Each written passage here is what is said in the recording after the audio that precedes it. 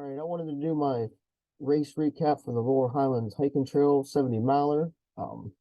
This past weekend, June 10th, I finished in what they're saying is like 37th place, 17 hours, 58 minutes, and 2 seconds. As I'm looking at the split times right now, this is the fourth year I've done the race, fourth time I finished it.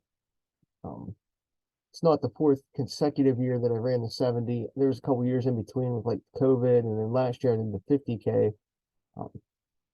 But I'm pretty familiar with the trail since this is basically my hometown trail. I only live 5 minutes from mile 70. So I train on a lot of the sections. I know all the sections pretty much by heart. Once I get out there, I know what's coming up in each section. So it's pretty nice. So I know what to do. I've never put together an A race for this race. I've always had a bad day for some odd reason. This year was no different. When I'm referring to the 70 miler, the 50K last year did pretty good. But as far as the 70, I've always crapped the bed at some point. This year with that 17:58:02, that was my actual third slowest time out of the four. So I regressed a lot this year, even though I'm in better shape. And I know what to do with that distance. But I guess you'll have that. Again, I'm trying this new format through Zoom, so you can see like the t-shirt in the background. You got the sticker on one side, you got my bib up top, the award, and then there's the shirt design. Just something different. Testing this out today. So if you're listening to this, you might not get to see the picture in the background, but it's there if you look it on YouTube. So I had some friends help me out for this race and actually crew me. Very thankful for that. My dad helped. So I had my dad, my buddy John, Leah, Evan, Tiffany was my crew for the race. And without them, 100% would not have finished. And if you didn't want me to finish, you could thank them, because if it wasn't for them, I probably would have quit at mile 26, to be honest with you. I'll get into that here in a little bit. So being a local race, I always try to support it. It's a point-to-point race, starts in Ohio, which is mile 0, and Seward is mile 70. So you have to run 70 miles point to point. And since it's not a looped course, you have to get shuttled, or taken to the start. A lot of people get shuttled. So there's always a lot of cars up in Seward. People have a good time after the race up in Seward, cheering everybody on. Ohio, luckily at the 5:30 race start, it's pretty dead in the morning. Usually it's a pretty booming place, and parking's hard to get. But being at 5:30, the town's not woken up yet, so it's pretty nice. I had my dad drive me down, which was awesome. Even though we had to leave at 3:50 in the morning from the house to get down there, it takes about an hour. So we arrived about 4:50, 4:55 in the morning. I wanted him to drive me down because that way I could relax for that extra hour on the way down and not have to worry about driving or paying attention or actually waking my body up fully yet, which is always nice before a race, especially such a long distance. You don't want to use any energy if you don't have to. So not having to drive, I was able to like close my eyes a little bit, listen to some music, just relax for an hour while he drove. He actually drove my Subaru, so he could use it the rest of the day, like on some of the roads, and carry my gear and such instead of his truck. Car got very dusty from the back roads, but that was to be expected, but not really a big deal. So it was probably 45 degrees-ish at the start. I actually had to get my bib morning of because I didn't get to make it Friday afternoon for the dinner. So we did have to try to get there a little bit earlier than I wanted to. I didn't want to really get there until 10 after 5, but not getting my bib, I had to get there like 10 to 4 just to be sure there wasn't a line, and then I could finish getting ready. So I got my bib. We go back to the car, and I didn't go over the talk with my dad yet about what I needed, what certain things were, when to give me food, when I needed this certain gear, and then I gave him a list of ETAs from aid station to aid station and estimated ETAs to get there, so he knows what to do. My buddy John, I got with him the night before with all those details. John was actually going to only help me the first three to Route 31, and then my dad's going to take over from Route 31 to the finish. That way, John, if need be, could pace me later in the day. But since I had a bad race, John ended up stepping up and basically crewing me for most of the race, except for like one aid station maybe. That he had to go and get his gear ready to pace me later on in the race. So the race itself, coming in, my plan was to finish top 3. It was actually to win the race. I know that sounds like a big goal, but last year I did the 50K in 4:49. I think it was 4:49. I know it was under 4:50. Anyway, so my thought process was 4:49 times 2. What is that? We'll just say it's like 10 hours, 10 and a half hours. Well, let me do the math. 4.5 plus 4.5 is 9, plus an extra 40 minutes. So we'll say like 10-10 range. And then I would have like an hour. Oh, wait, no, shit. Let me redo my math. So 4.5 plus 4.5 is not 9, plus an extra 40 minutes. So that would be like 9:40 range. And then since the trail is basically 68 miles, not 62, which would have been 250Ks, an hour on top of that would give me like 10 and a half hour range, 11 finish time. That's what I was going for. If I had an A race, I figured if everything went well, I could do like an 11-hour finish time. Again, if everything was perfect, and that's what I was going to shoot for. I thought it was within my ability, because last year I left a lot of time out there and my training's been better. I feel like I'm faster and better equipped this year, even though I've had a couple bad races in a row now. But I thought it was possible, at the very least, take top 3 and maybe finish in like 13 hours, 12 hours at the latest. So those were sort of my goals going in. And the way I was scouting people beforehand, I was like, all right,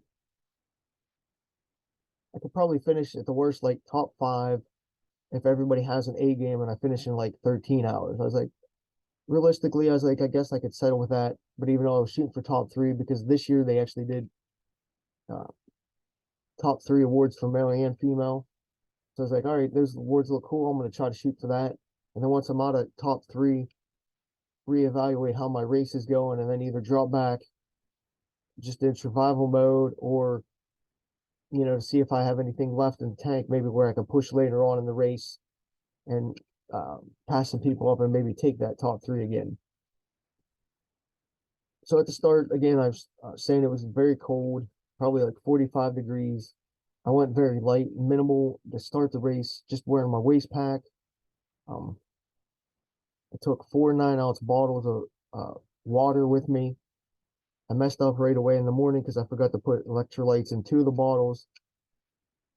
So I was pretty much screwed till mile 11 aid station to get any electrolytes during the race, which obviously sort of set me back early on in the race, nutrition wise, because I also didn't take any food, because 11 miles, I wasn't planning on eating anything, because I go in training for like 4 or 5 hours, don't really eat anything. So I was like, as long as I have electrolytes, I'm good to go, just to keep me perked up a little bit.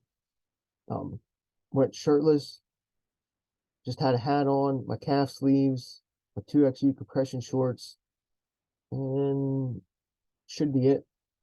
I did wear music to start the race because I just didn't feel like hearing my breathing at all to start the race.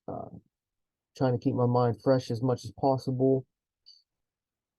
And I loaded the GPX file like a week before. That way I knew what the climbs were, when the climbs were coming, how much elevation was left, how much mileage was left, all that sort of fun stuff, which actually is probably a little bit too much information at times. It's almost a form of cheating now, I guess, is what I consider it. But I wanted to, do that to give myself just a little bit of an advantage that, over anybody that didn't have the GPX loaded.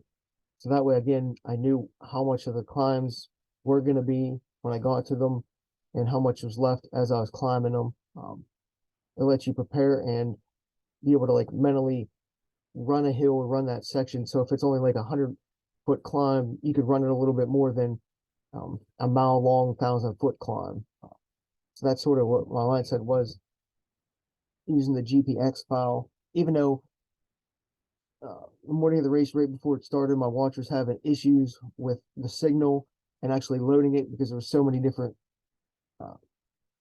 points trying to load from the 70 miles with the shitty service. It wasn't working right. It finally got loaded right before we started, probably less, it was definitely less than a minute. It finally clicked in right. So I was very thankful to that. So when I was looking around in the morning, I just felt confident in my ability and the people around me. I was like, all right, we got this today, because I was actually feeling pretty good. Weather was nice enough where I shouldn't overheat at least for a couple hours. So when we finally did get to start, I didn't even listen to what the pre-race talk was, since I've done this race 4 times. Sort of knew what to expect and what was coming, so I didn't really care about listening. So actually, you start over more or less by the visitor center in the one fall, and you have to go through like the parking lot, cross the river, past the Fern Cliff parking lot, and make a right to the I always forget what the one outfitter is right there, and head towards the trail itself. So it's actually probably about a mile before you actually hit the Laurel Highlands hiking trail mile 0 marker, which is see if I can't point the right direction here. Well, the award, there's cement things every mile on the trail that look like the award. Again, there's cement. They're pretty, for the most part, they're spot on with mileage. Once you look at your watch, you could pretty much sync it for each one. It might get like a 10th here, 10th there. And there's 2 miles that are short. There's one that's in the first 5 miles, it's a couple tenths shorter. And then from like 69 to 70, it's actually like 4 tenths short. So the race is actually 68 and a half miles. It's not a true 70 miler. If you ran the race, everybody always gets like between 68 and 69 miles. If you get like 70 plus, you're either walking around it a lot at the aid stations or you got lost. We'll put it that way. So the general consensus is it's only like 68 miles. If you're local, we all sort of know that, have that little bit of knowledge. So right away, as the race starts, we take off, me and a couple guys. As soon as we get like near the bridge, we're crossing the bridge with the river underneath it. Like I could feel it right away in my chest. My nipples were getting hard. I was like, oh man, this is maybe a little bit too cold this morning to go shirtless this early. I was like, it should pay off later on in the day. And then as we make the right-hand turn to head towards the trail, I actually took the lead for about a half mile to a mile. I relinquished first place at the time when we actually hit mile marker 0 and started going up the stairs. I didn't want to lead the race early on. I wanted somebody else to set the pace, just trying to play it smart in my mind. I wanted to see how the field actually wanted to play the race out and see how many people were actually going to bust their ass and go hard. So I figured might as well be smart, let other people do the work early on, and feel for it, and then we'll attack. Plus, since it's a hill right away, see what they're capable of, so I could start reading them if they're good hill climbers, the centers, good on flats, how they're feeling that day. So it was a little bit of a filling out process, and that way I could assess my race for the remainder of the day as well. So I let the guy go in first place. He actually came in from, I think, Colorado. I think his name's like Devin or something.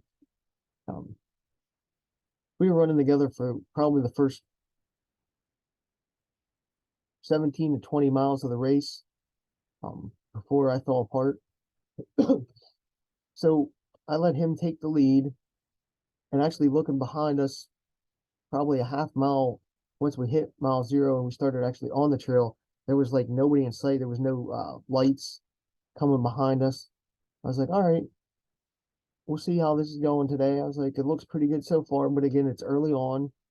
Don't push. Don't overwork yourself. Just let him do all the work and feel him out a little bit.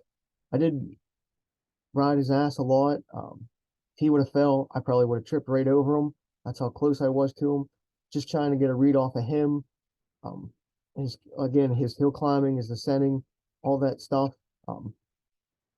Like right away, I noticed when we were climbing hills, he was taking 2 or 3 steps to my 1. Like he was taking shorter steps, I was taking longer strides. And I was like, all right, he's stepping more. So that's going to burn more energy later on because it's going to be more impact on the legs and knees. That's an advantage there. And a couple miles into the race, I noticed he was coughing a lot. And you could tell it was like a little phlegmy.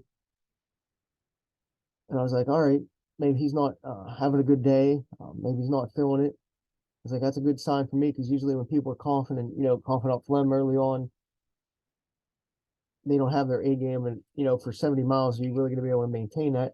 So I was like, all right, things are looking pretty good up front here. I was like, I think I could take late in the race. And the pace we were on was very comfortable. I felt like I could run it all day long.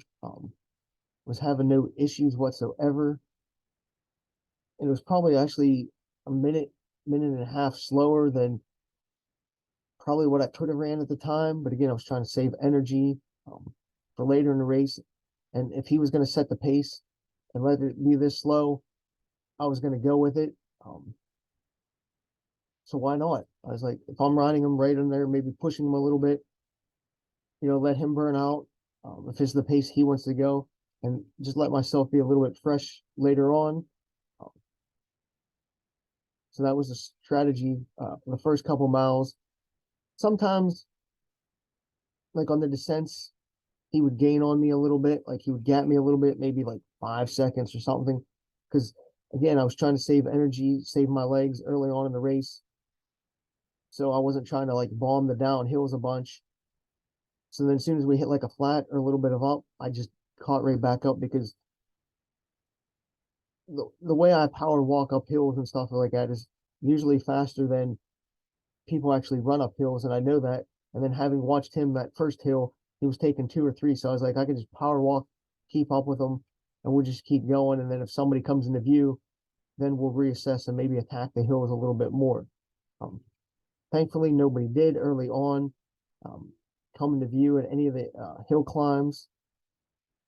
So I was able to just like power walk and let him continue taking like 2 to 3 steps at a time, burn more energy as I just stayed with him. The only time that he might have on a climb gap me at all is when I drink some water or, look behind me. I might stop for a second just to like look back to make sure of it. Then he would, I'd just catch him right back up. So I was basically on his ass for the first 10 miles. Once I hit mile 10, the strategy was to call John or my dad a mile from every aid station. So the first aid station was, what's the exact measure, like 11.6. So actually, when I hit mile marker 10, that's when I made the call to John. I was like, hey, get this ready. Um, I'm at mile 10, so you have like, 10, 15 minutes before I get there. So that way I could get in and get out within 30-second time frame, which was sort of my plan all day long, with having a crew to get in and get out, and hopefully under a minute at every aid station, if not quicker. Just hand stuff off, switch it out, and keep going, not to lose momentum, let your legs get tightened up or anything like that. So I think he heard me. Well, I know he heard me calling once we reached mile 10. I think it got him a little bit nervous because I felt him pick up the pace a little bit. And then when we came into the aid station, like he just like grabbed and go like really, really quick. Um, it was super quick, and I was surprised that he came in maybe 15, 20 seconds into the aid station and he was gone. I don't know how much he filled up or what he did, but he was in and out. Um, I was there for maybe 15 seconds longer, so but maybe like a 30-second ish, 45 seconds at the most transition.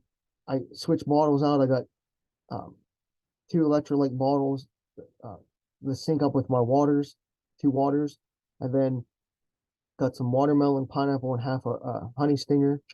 Because again, I was trying to stay ahead of nutrition, even though with not having electrolytes, I fell behind in that first 11 miles. And I wanted to drink a Coke early on just to get some liquid calories in me. And then I was off. So the time it took me to drink the Coke is how much he gapped me. But then like 2 tenths later, after I started going, I caught right back up to him, started riding his butt a little bit, pushing him a little bit. Seemed like every time I was getting closer, I sort of felt him like pushing. I could be wrong. And then he was coughing more. I was like, all right, I'm pretty confident. And then I would say I was wrong about this earlier, but it had to be like mile 17 into the race. I was like, all right, I'm going to pass him. I'm getting ready to pass him, getting ready to gear up to pass him. Right when I go to make my move, I slipped on a rock and my legs kicked out from underneath me, like to the right hand side. And as I caught myself, like my left hand smashed right on a rock. I got a big like bruise on my palm now, like all through here. My wrist hurts. Yeah, basically took all the life out of me at that point. Um, like I was explaining to people, it was like a video game. Like I had 100% full life bar, and as soon as I fell, what like basically down to zero, it just sucked everything out of me. It took me a couple minutes to actually like regain focus, even though I was walking, just to like regain focus and get things under control again.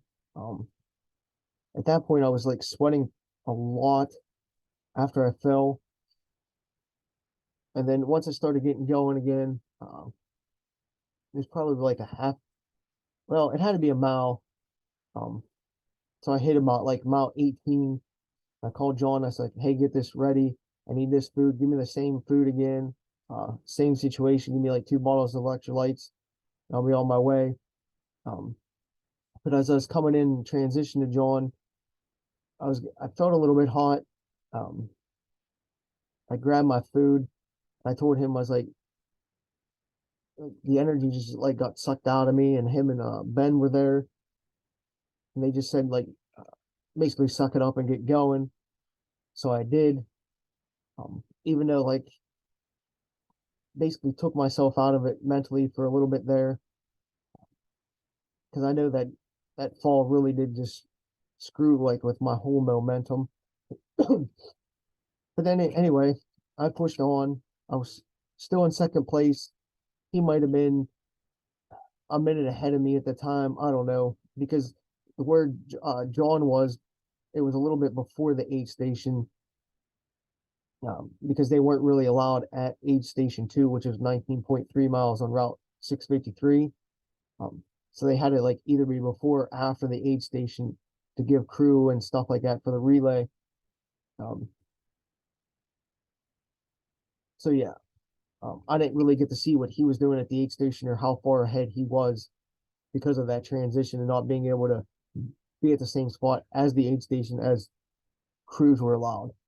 Um, Also, it was like where John was sitting, it was like right on top of a little bit of a climb, like we were actually like having to walk because they're like big boulders. Um, so I was a little bit slow right there. Um, don't I know I caught a glimpse or two of them after the aid station, but then like at mile 21, um, like I was starting to feel it a little bit after I fell, like my stomach just like turned after I fell, sort of like immediately, probably because like the trauma, like my hand um, hurting it a little bit, caused some trauma, um, or it just really jarred my stomach up.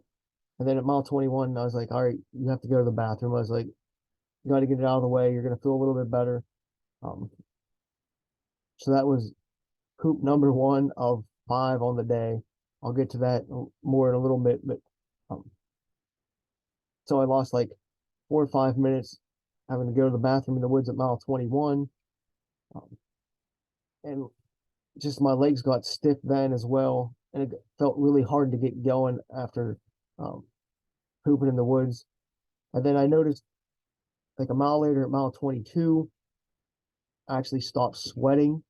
Um, to mile 26 aid station, I went from, having a really good race, felt like I could run all day long, to falling, and then having to go to the bathroom completely like dehydrated within like an 8 mile stretch of time. When I got to 26, like I knew that 4 miles, it was probably, it had to be at least 45 minutes, probably closer to an hour stretch um, to get those 4 miles done. And that stretch, not having sweat at all, um, like my back was dry, my chest was dry, my arms were completely barren. I knew I was in bad shape and I knew I had to stop. Like I felt tired and getting a little dizzy. Um, it was actually hard for me to talk a little bit, like open my jaw. Um, so I sat down because I knew I was also behind on nutrition at the time and electrolytes. I wasn't eating nearly enough. I might have had like 400 calories at the most, and having ran 26 miles at that point, which was way more calories burned than taken in. So I probably burned at least 2 to 3 thousand calories in that 26 miles because it was, um, a couple hours into the race, probably like 4 hours into the race. So I'm running like 4 hours on hills and some trails. So it really burns the calories up. Well, I can tell you right now, I came in the uh, aid station 2, 6:53, 8:30 a.m. Um, but really my aid station, I came in at like 8:25, 8:27 uh, range. So I'm just like, I'm going back and forth on the website here between the actual website and my split times. So I sat down at aid station 3 because I was like, at that point, I actually felt so bad. I wanted to DNF and drop right there. Like it's really hard to explain like how bad I felt there because again, I was dehydrated, I wasn't sweating, I was behind on nutrition, and I was feeling dizzy. Um, and my fingers were starting to feel tingly, my head was tingly, my legs were getting tingly, like the falling asleep um, type deal. And I also, before I forget, I did get past after pooping in the woods, probably about mile 23 to 24 range. So I went from second to third there. Um, so then as I'm setting at Seven Springs, aid station 3, mile 26, I was there for an hour, um, in really bad shape. Um, if it wasn't for John being there, I would have dropped out there. He wasn't going to let me quit, even though I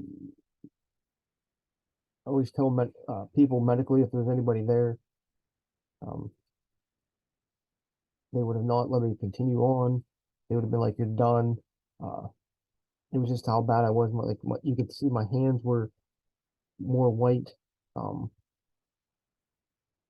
just a bunch of other little things going on.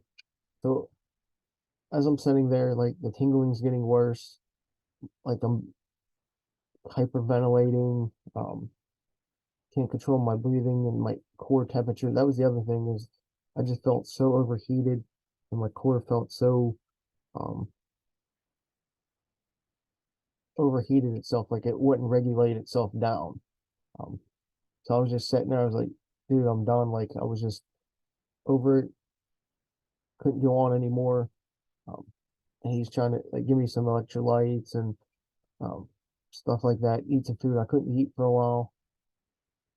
I was just drinking Gatorade, and then I was like, I just need to lay down because my legs started to lock up a little bit.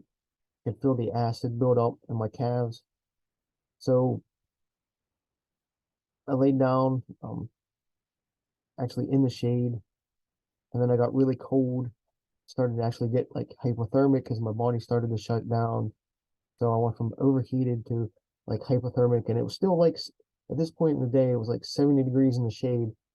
So my body's just like starting to shake in the shade at 70 degrees because it was just shutting down. I was shaking. I was still breathing heavy, still overheated. I was like, there's no way I can continue. I was just like, just let me drop, let me get out of here. Because again, if there was any kind of medical professional, they would have been like, or any other race, they would have been like, no, you're done. Uh, the risk is too high. We can't like have the liability. Um, Luckily, John, well, I don't want to say luckily, because at the time I was just like, through John, I just want to quit, but he wouldn't let me. But he just basically told everybody he'll be fine. He's just being a baby. Um, so he basically nursed me back to health at mile 26. Um, and then I started coming around once I got more electrolytes in me. I got some salt. I was eating a bunch of chips. Uh, I forget what else I had. Maybe some more Coke or something there. But it was just things I needed at the time to get my body fixed a little bit, just enough where I was functioning. I had, oh man, can't even tell you how many people. There's probably like a dozen people that like were passing me coming through, whether it be solo 70s or relay people. I just seen them coming and going. Again, I was there for a full hour at mile 26 aid station. You can see it on my Strava and Garmin. But I was there. That whole mile took an hour and 10 minutes. Um, so maybe I was only there for like 50 or 55 because, 10, 15 minutes to actually run the mile. But I was there for at least 50 minutes, close to an hour at the aid station, just correcting myself. Um, I did call John actually at mile 19.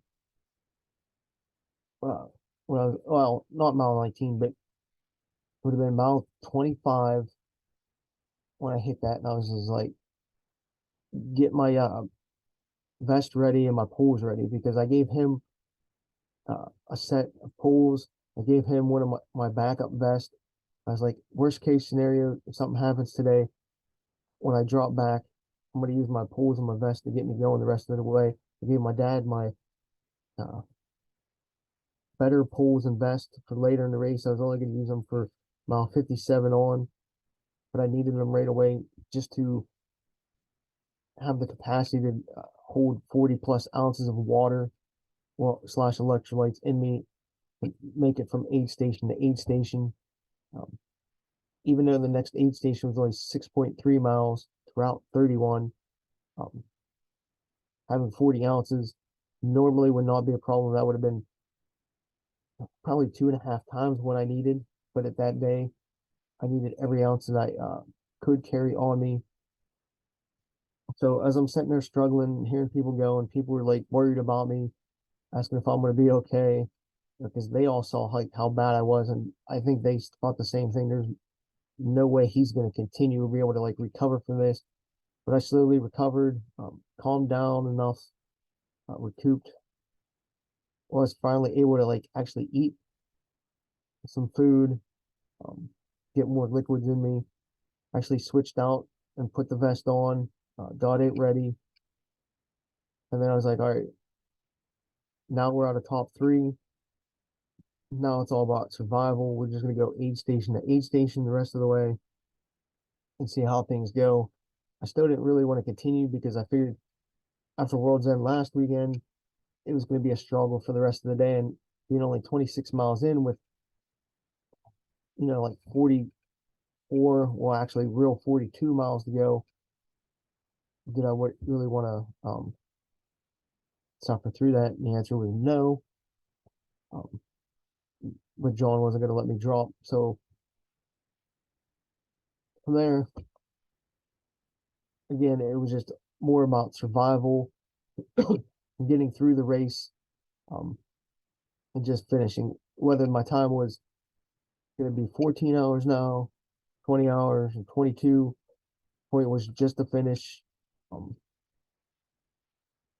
the race strategy dramatically changed. I went from like 11.5 hour, 12-hour pace, already just sitting at that aid station down to like 14, 15. If everything just recouped perfectly and I got back on track, which I knew it wasn't. So I was looking at more like a, 16, 17-hour range, best case scenario. So I plugged along through Seven Springs, down the route 31, which was rough.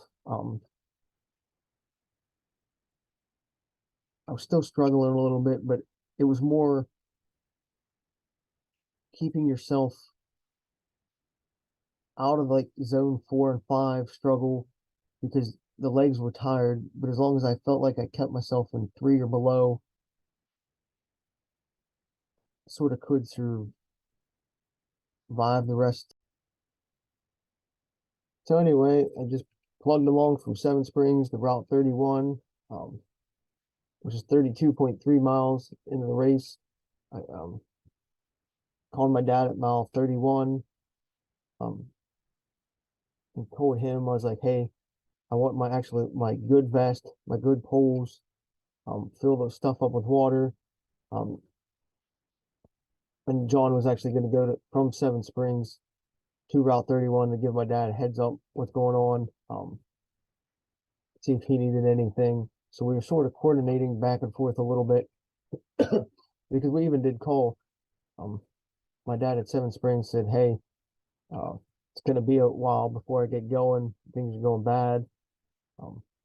See, he had a heads up because I was like an hour and a half behind my ETA getting to him, or at least even starting towards him from Seven Springs. So it was a good idea just to give him a heads up. So he knew at least I was still okay. So I got to 31, got passed by a couple people in that section, but I also passed a couple people, did a little leapfrog through Seven Springs, which is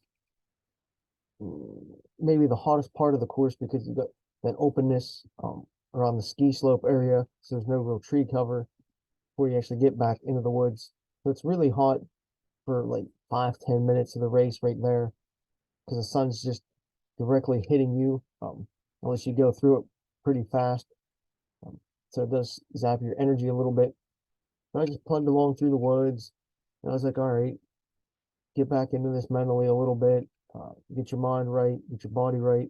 You're still like 15th to 20th place at the time. I was like, so you can move up a few, as long as you maintain, keep a cool head.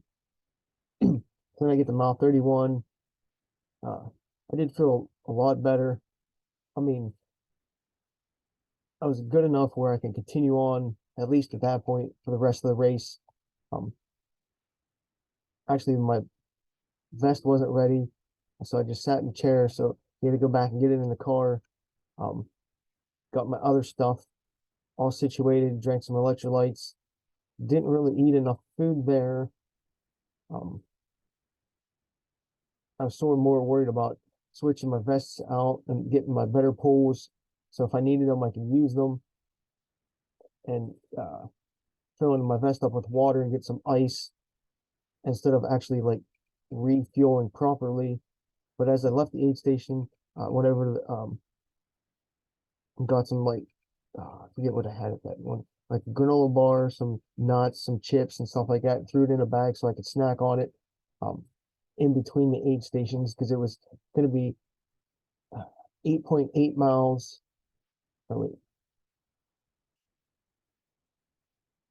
32.3 minus 39.1, like 6.8, I think is what it is, or whatever it is, between the next one, which is Lynn Run. Um, it's sort of an awkward aid station because it's just basically on a gravelly road, um, in the state park. There's really no parking, so you actually have to walk down a couple of tents to get to it.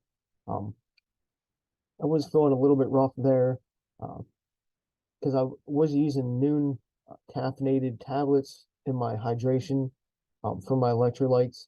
And I think with it being 200 milligrams of caffeine, it was just too much and it was actually having adverse effects, giving me like dehydration, because I was sweating more when I was hydrated enough and just keeping my body just like um, at a more rapid pace, even though my heart rate was lower. You could feel like the extremities just racing a little bit more because the caffeine was going through me. And also, I felt like the taste was just not what I wanted at the time. So I switched out the scratch, put a bunch of ice in both my 20-ounce bottles in the front, keep things cool. Chewed on some ice, drank a ginger ale there, um, and a Coke, just trying to get some stuff back in me. I was looking at my watermelon and pineapple at the time. I'm like, I'm over that stuff. It just wasn't setting well with me, so I just grabbed some stuff at the aid station. I know there was like bacon. Again, I got some more nuts and some chips. Threw it in a bag. Um, as I was going, I sat there for a couple minutes. I even sat there at Route 31, and I was just like, people were asking how the race is going. I was just like, I was in second, and then I got past after I fell and went to third, and now I'm in like whatever place. Um, and even after, uh, when I left Route 31, there was like a porta john there, like right where I was setting. But I was like, there's 50 people just like hovered around it. And I was like, there's no way I'm going to be able to use this right now, even though I needed to. Um, so as soon as I left the aid station, I just went right back in the woods for number 2 on the day, 205. And then I watched like 3 people pass me as I'm like pooping in the middle of the woods. I'm like, oh, great. But from Route 31 to Lynn Run, it was the same thing. Passed a couple of people passed me. We did some leapfrogging, depending if it was uphill, downhill, flat section. Um, Again, I wasn't trying to push or staying under the red line in zone 3 or below. At least mentally, what I felt was a 1, 2, and 3. Then, as I entered, like I said, as I got the Lynn Run, was refueling. One of my friends came in. Um, she she saw me and she's like, "What are you doing?" She's like, "I'm never ahead of you." I was just like, "Why would you even say that right now?" So then it got the juices flowing a little bit. I was actually there for another couple minutes because when she said that, she was actually leaving the aid station, and I was just trying to get my snack so I can go and eat on the way. I'm like, why would you do that? Why would you say that? So then I was like, all right, eat some food. And then I caught up to her, like a half mile or mile later, and hung with her for a couple miles, just talking how the race was going, stuff like that, how her race was going. So it broke up the monotony of just like running by yourself without, or with people you didn't know for a while, for like whatever it was at that time, 6, 7 hours. Um, because I came in Route 31 aid station at 11:54 in 15th place, so I got passed by 13 people. Um, and then from like 31 uh, to Lynn Run, it was probably like another like 5, 6 people that just passed me there. Again, not that I really cared at the time, because again we're in the survival mode, but at the same time,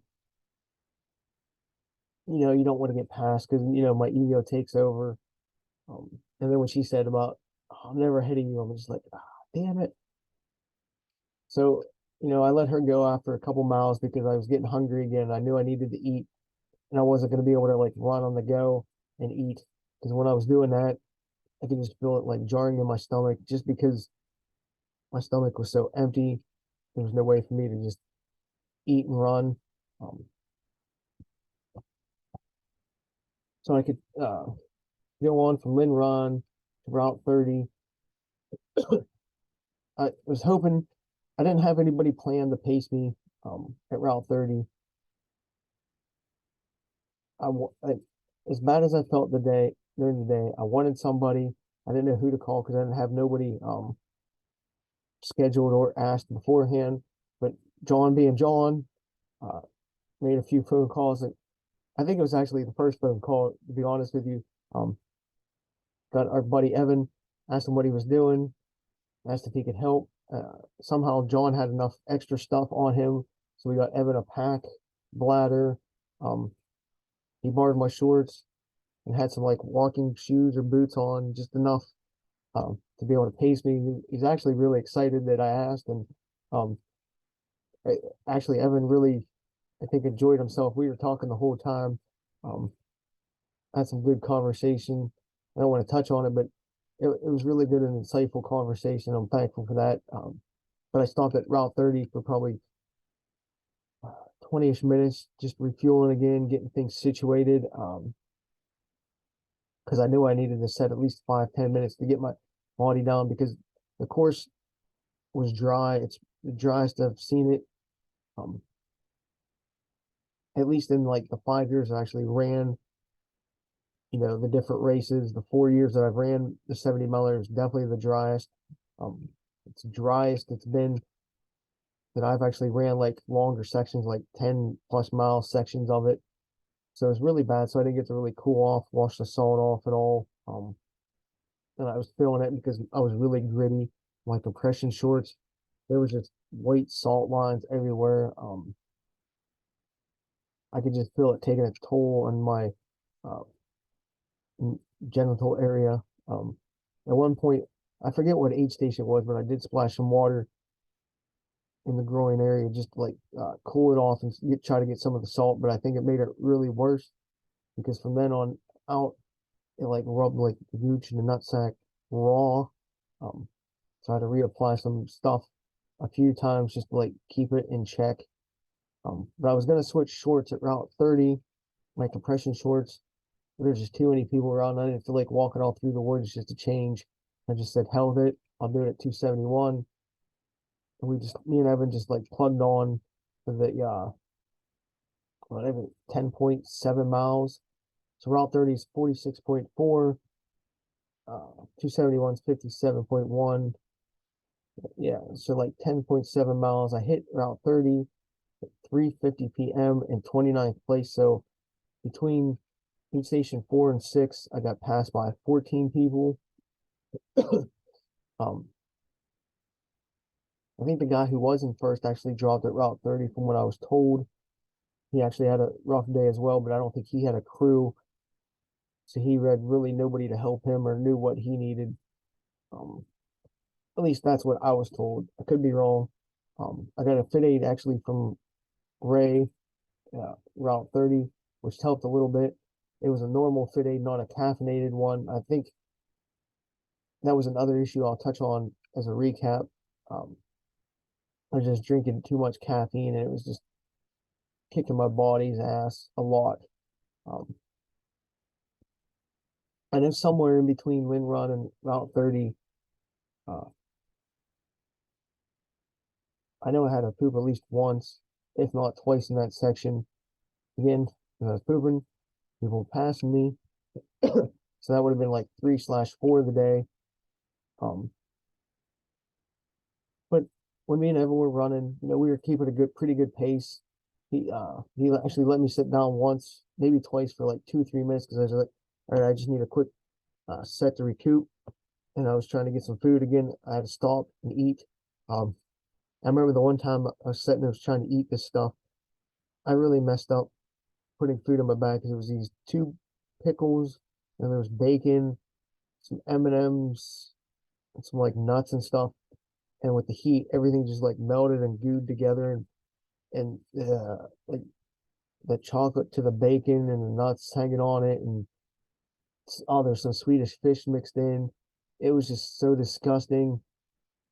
And then I tried to even like bite a pickle, and it just at the time my mouth was just like so dry, like the dill or kosherness of it, it was just way too much, and my mouth was just like ah. Um, so I ended up not really eating anything for that 10.7 miles because I didn't really have anything on me.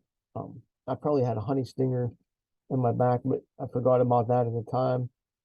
Um, so again, I fell back on nutrition between 30 and 271. But I would say we made pretty decent time. It might have been, I'd have to look at my splits, but I would say they're like 15-minute splits on average. Let's see here, pull it up. It's nice being able to do it this way so I can look at splits. So like 46. Yeah, so mile 45, which would have been like on my GPS, route 30, that was a 37-minute mile. So I was banging out like 13, 16, 15, 16, 13, 15, 17. Um, so we were making all right time. So we were, you know, not jogging per se, like more like power walking, but those are pretty good splits for that section on tired legs, being that far into the race, especially having set once or twice for a minute or two. So I'm happy with how things were going in that section. And it just kept me entertained and away from, thinking about how bad my body was feeling at the time because I knew my legs were sort of dead. I did try to massage a few times with my muscle sculptor, but at that point in time, it was just they were just too tired. But we banged it out in a couple hours, probably like 2.5, 3, and then we hit mile 57, aid station 271. That's where John stepped in. Um, I was there probably again. Let me look here. It was a like a 49-minute mile. So I was probably there for a good 20, 25 minutes, just recouping, cooling down, switching things out, because I knew this last 13 miles uh, was the final push. Um, when I say it's 13 miles, there is one aid station at mile 62, but it's not crew accessible. So basically, what you needed to have on you, you had to have at 271. So like, you got to make sure your lights are there. Um, you got to have batteries. If you needed any more wet wipes, lube, hose, enough liquid, because it is still like 8 miles in between the two aid stations. Or wait, it's 5 miles in between 271 and the aid station 8. But you want to have enough so you could sort of refuel on the fly in those 5 miles, because then that last 8 miles from aid station 8 to the finish, there is nothing and it's dry, so you can't really wash yourself off at all or get any of the resupply. So you want to stay ahead of nutrition and hydration before you hit that aid station, so you can just basically top off and then go. And that's sort of like what we did. He did push me a little bit in the first 5 miles. We actually didn't have to put on our lights until we left the aid station, which was awesome. So we really have run 8 miles in the dark, and the last 8 miles is part of the trail that we're probably the most familiar with. So it wasn't like we were in new territory where we really had to pay attention to where we're going, what's going on, or what's ahead of us. We sort of knew. But that last aid station, I'll tell you what, we were there for what, like, I don't know, 15 minutes or something like that. And yeah, probably a little bit less. They had some awesome potato soup some grilled cheese, and I dipped a couple pieces of the grilled cheese in the potato soup, and I'll tell you what, it hit home like nothing, dude. It was so good. Um, I mean, granted, I was so tired, anything would have felt good at that time, like nutrition wise, but it really hit the spot. I'm thankful for them to having that. And that was actually probably the first real sort of substance I had all day. So like for 16 hours or 15 hours, that's probably really the only thing that was actually considered food and not like snacks and just electrolytes. So it really hit the spot and really filled me up a little bit, even though I was struggling a little bit. They tell them a little bit of jokes and stuff like that. Then we got our lights on, got everything situated, and we headed out. And then a couple miles in, I got my poles out and actually started using them because I felt my legs getting tired. And the last 8 miles, I mean, it's definitely a net downhill, more so the last three. But I was trying to save my legs as much as possible because there's a lot of more loose stuff um, in these last 8 miles. I just like, I'm not going to trip. I'm not going to do something stupid in these last 8 miles. Plus, it being dark, I just wanted to make sure my footing again, not doing something stupid because you made it this far in the race. You know, you hate to get hurt where you have to get somebody to drag you out of the woods so close to the finish after battling for hours upon hours during the day in the heat and struggling so bad. So I just wanted to be safe. Um, I would say I probably could have went another mile or two without using them, but I just didn't want to trip. Um, I mean, we still made good time for the most part, like 15, 17, 19, 20s. Some of those sections we're walking a little bit, like on the bigger boulder sections, the last couple of miles. Um, because when you're on tired legs and you're going down the last 3 miles, you really shouldn't be running because your feet aren't lifting up as much, so you're hitting more rocks and roots and tripping a little bit, like stubbing your feet. So it's better just to slow down once you're that far into the race, um, especially if you're healthy enough. You don't want to come home with a bunch of scratches and bruises and gouges and stuff like that, or trying to save yourself some soreness. And that's what I was trying to do. Um, I know because I was wearing a headlamp, a black diamond headlamp, and my Ultra Spire waist lamp, which was really lighting up the trail pretty good. And even with the poles, going back and forth on the trail, um, I wasn't really like seeing any shadows or anything. So I was able to see the trail pretty clearly. And then like a mile from the view, I know that the light started to like flicker a little bit, started to go dim. Um, so I was like, John, once we get to the view, I'm going to take a couple minute breather, change out the batteries, um, drink a little bit, try to get some couple bites of food in me before we get going. So that's what we did. It was a nice night, nice clear night. You could see like all of downtown Johnstown. I took a picture of it, so it was pretty cool.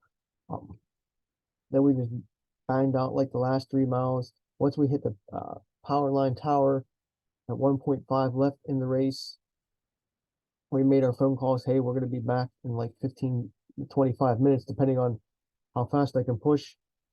I was trying to get done before 11:30 because that would give me uh, under 18 hours. I figured at that point, 18 hours is a win, just with how my race was going.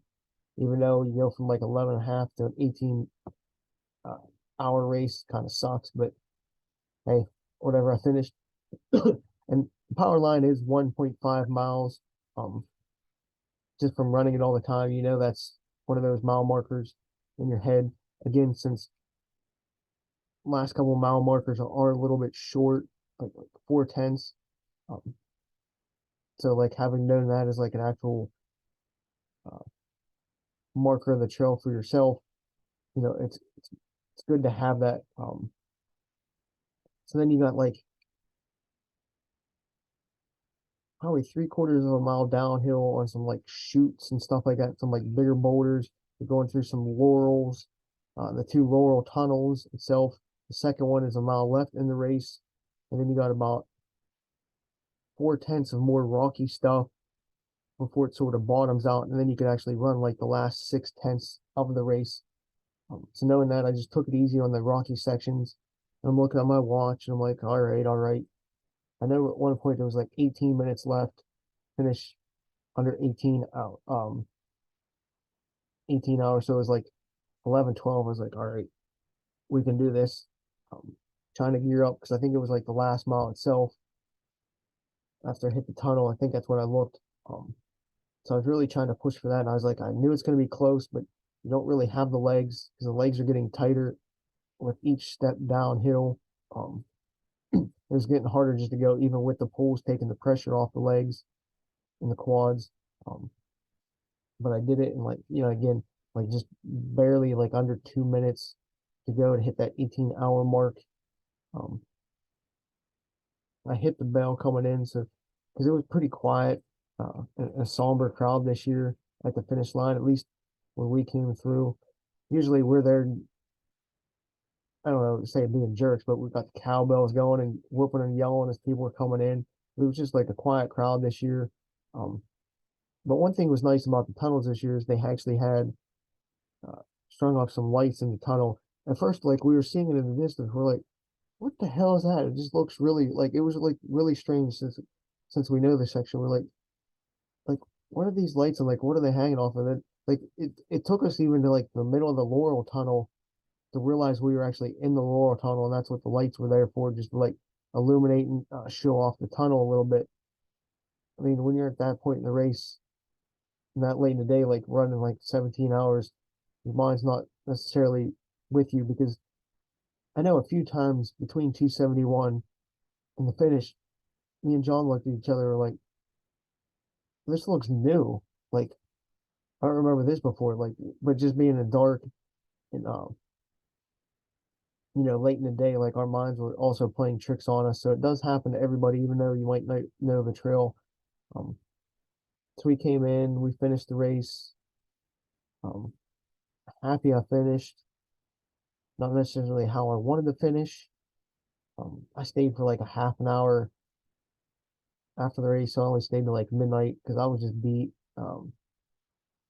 Dad wanted to get home, and John had to get home because Leah was working in the morning. And I had no desire to like come back afterwards. Cause as soon as I got home, I just basically somehow managed to change, well, take off my shoes and shower and change into like bed clothes, and I was out for like 16 hours afterwards. But I mean, I bought some pickle pizza for some people. Um, got 3 larges. Leah got them for me. From the finish line. Plan was to stay there for a little bit and hand them out, but I actually only handed out like one whole pickle pizza. Um, I was just getting out of it, and I didn't really see anybody. But there was a couple guys that I told them on the course, was like, "Hey, if you see me at the finish line, ask for a piece of pickle pizza. I got you." Um, so I wanted to make sure I got them some. But even with the pizzas, I was like, I don't know if I really want some pickle stuff right now. But they had some cool, really good pulled pork and coleslaw cooking. I forget what else they had, like cornbread and macaroni and cheese. I think some vegan chili as well, but I was like, I can't pass up pulled pork and coleslaw right now, especially on a very hungry stomach. Because for the first time all day, around like mile 65, my stomach actually was growling and it was horrible. Never heard my stomach growl that loud. So I was definitely getting hungry. My body was starting to really feel it, being so nutrition deprived. Um, Again, you'll have that. But I mean, it wasn't the race I wanted. Trying to look up how many calories yeah. Says I burnt like 8,200 calories on the day. Um, According to my watch, I might have taken in 2 to 3 during the whole race. That's including electrolytes, so way behind. Again, one of the things that I think really started me off on the downward slope early on was not having electrolytes the first 11 miles and just drinking water. So I thinned myself out, even though I wasn't really pushing. Then when I fell, the trauma from hitting my hand just like rocked my body, and it was trying to heal it and just like set me on a downward path. And then when I stopped sweating, getting in that heat stroke, it just became really bad the rest of the day. Um, and then, like, again, I didn't eat enough all day. I wasn't drinking enough all day. I was just basically chasing my body all day long. It was way ahead of me. I was, if you're running a marathon, I was probably at mile 2, and my body was at mile 26. That's how much um, I was behind on nutrition and hydration all day long, and I definitely felt it. Um, but what can I say? It was my fourth time running the 70. I finished all 4 times. Um, Thankful to be able to do that. Most people aren't even able to do that, or even finish 1 time, or even toe the line. So I'm grateful for that. But just I'd like to have had a good or a better race because I know what I was capable of, and watching myself contend for top 3 or even first place early on, and then just drop back to like 37th overall was just sort of mind numbing. As I told some people, as of right now, I want to reevaluate some plans for the year, probably drop back and not do as much racing, and even maybe uh, drop out of like Ironstone and Eastern States and Oil Creek, just because I don't think I want to suffer anymore and put my body through that state unless I get it figured out. Because it's just not worth it at this point, and not really enjoying running at all. But the other thing I think I'm screwing up is I'm drinking like too much caffeine during the race, like pre and in race. Um, like I did drink a little bit of I think probably most of a Prime energy drink before the race, which has 200 milligrams of caffeine. Um, so it just like gets my body more in the to go state, because you're really only supposed to have like 400 or 500 milligrams of caffeine before you have adverse effects during a day. So right there, I'm having 200 to start the day. An electrolyte, the noon tablets, one full tablet is 200 milligrams of caffeine. And I probably had 2 early on for 26. Um, so that's 600 milligrams right away in like 5 hour period. And then sweating everything out just probably put me in that bad state. I'm thinking caffeine's probably one of the reasons, because I've been having bad races. I doing the same thing at World's End and then even Grace and Highlands. Drinking the noon caffeine. I think I need to go back to like regular noon without the caffeine, or like Tailwind or Scratch or something else. Just because the flavors itself aren't even setting well with me anymore. Like just, I need something more stronger. This is too light. Um, I need more like a Gatorade like flavor in my mouth instead of just like I don't know, watered down electrolytes. But I pooped like 5 times during the race. I know I did because I was keeping track. I'm not sure exactly what each one was, except for the first one. So like everything I was eating um, was just getting burned up so quick. It was just like coming right out. So I was just losing liquids and fuel that way as well, setting me back each time. Luckily, I had wet wipes this time to cover me, and I took a bunch of spares to give to the crew. Um, and then if it wasn't for my crew, there was no way I was finishing it. So I thank them all for helping me. Um, Maybe not so much John, because I didn't want to quit, and he knows it. I'm going to get on him a little bit more about that later on, um, in a joking manner. Like, but in all seriousness, if it wasn't for John, I would have DNF'd. And honestly, he knew how much shit talking and um, how much I needed to finish this race more than anybody else. So that's why he did make sure or he could do everything that he did so I could finish. um, in a well, I don't want to say a timely manner because it wasn't a timely manner, but just make sure I could uh, just push myself through enough to finish, um, because he knew I would regret it, whether it be the shit talking or just in general with all the training that I've done. So I am thankful for that, even though I will tell him time and time again, I wish I didn't continue. So there's that. I don't know what else to really say. This is probably a really long recap, and I'm sort of still tired and out of it.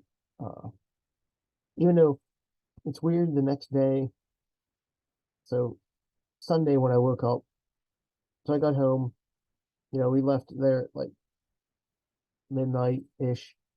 And by the time I got to bed, it was like no more than 1 a.m. So by the time the next day, like we'll say 7 p.m., I felt fine. My legs felt fine. I wasn't sore, was a little bit drained,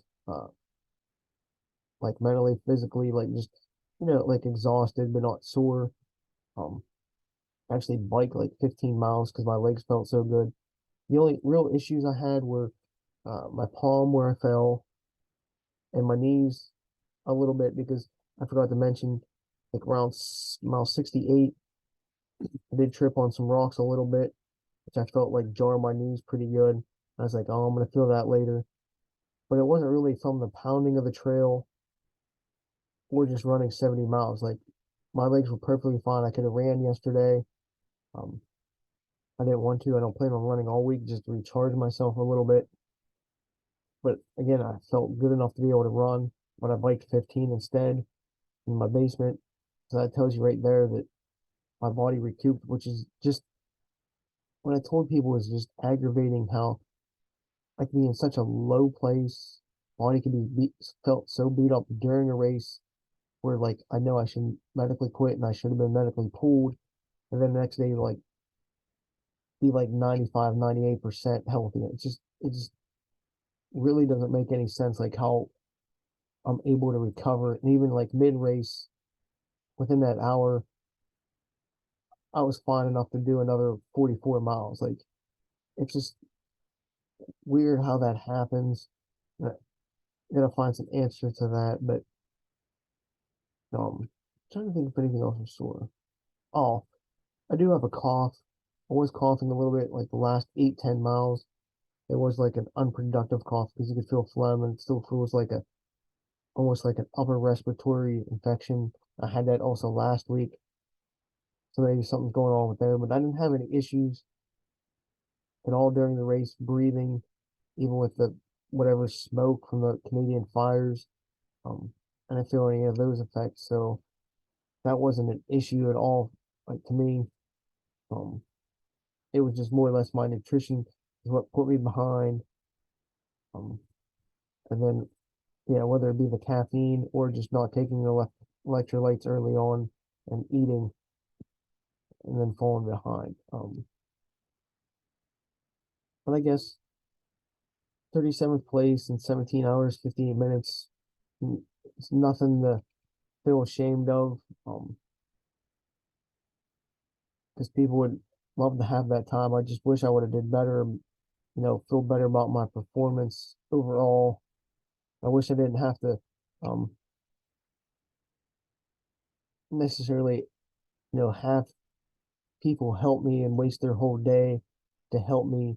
Because I always do feel bad about having crew, even though they love doing that stuff. It just I needed so much help this weekend. To me, it's almost like embarrassing how much help I needed. Um, because me being me, I always hate asking for help, but I'm so grateful for the people that step up and give it without hesitation. So I'm already starting to fall asleep for bed. So I'm gonna end this with my longest race cap ever.